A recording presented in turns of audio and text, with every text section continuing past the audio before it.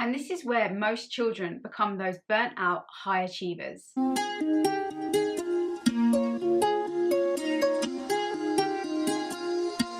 Hi guys, welcome back to our channel. I'm Yasmin. And I'm Nadia. If you haven't subscribed yet, be sure to hit the subscribe button below and the bell so you're notified every time we upload a new video on how to transform your life from stressed and unfulfilled to joyful and balanced. As you may already know, Yasmin and I experienced many years of burnout, many all-nighters, anxiety attacks, hustle burnout cycles, confusion, health issues, and that common feeling of achieving a goal and thinking, is this all there is? Looking back at the last decade, we realized that a lot of our recovery came from actually dealing with and healing our childhood trauma. And today we're going to tell you how your childhood trauma is causing your burnout and how you can deal with it. Before we go into this, we want to say that this isn't intended to be a blame game.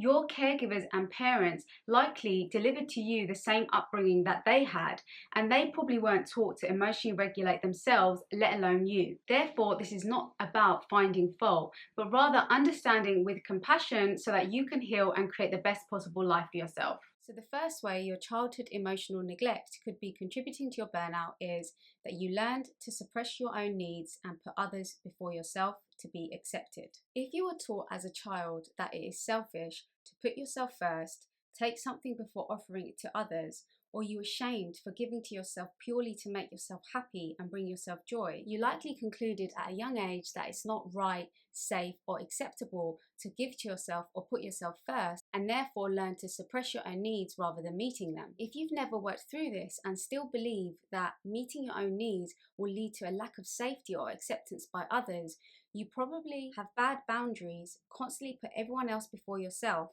and neglect and deprive yourself, like you were taught to do when you were younger, which will certainly lead to burnout. You cannot ignore your needs and be a fully functioning, thriving human being. Your body will eventually make you listen to it, so continuing this pattern will always cause burnout because it's your body's way of making you listen. The next way is you believe work and achievement is the best way to get recognition. As a child, if you were in an environment where you didn't feel seen and emotionally cared for, like many high achievers, you may have noticed that on the occasions where you did work hard and you did achieve something, for example, good grades at school, you got some recognition and some praise that you were craving. In your mind as a child, it's likely you would have made the link that if you work hard and achieve, you get the attention you want. And this is where most children become those burnt out high achievers, when the root cause is them trying to fill the void of emotional neglect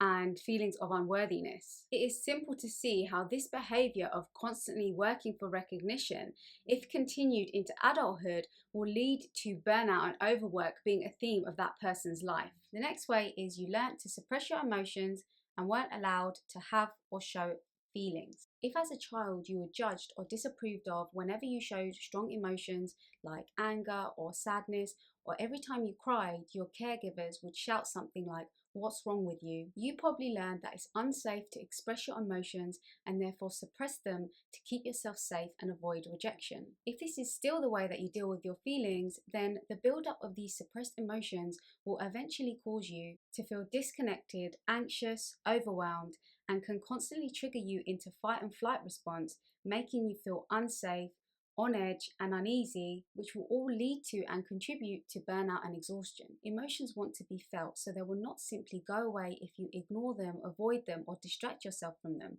You will have to feel them fully at some point. So what can we do about this? If you're not new around here, you probably already know that to get to the root cause of what drives your burnout, it is imperative for you to do the work of uncovering your beliefs, usually in the subconscious, through the process of shadow work.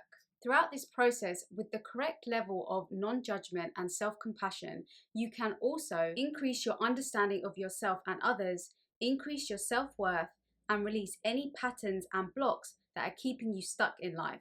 You can start by asking yourself the following questions, either in a state of meditation or whilst journaling. How do I feel when I am not working? What drives me to want to work and achieve? If it's money, what feeling does having that money provide? What emotions come up for me when I am not working? What beliefs do I have around my work and my worth? If you want to dive deeper into this work, we do have a free masterclass which we'll link down below called Burnout to Balance, which will take you through the step-by-step on how to do this. That's it for today, guys. We hope you enjoyed the video. If you did, please like, share, subscribe and comment. And until next time, thanks for watching. Bye!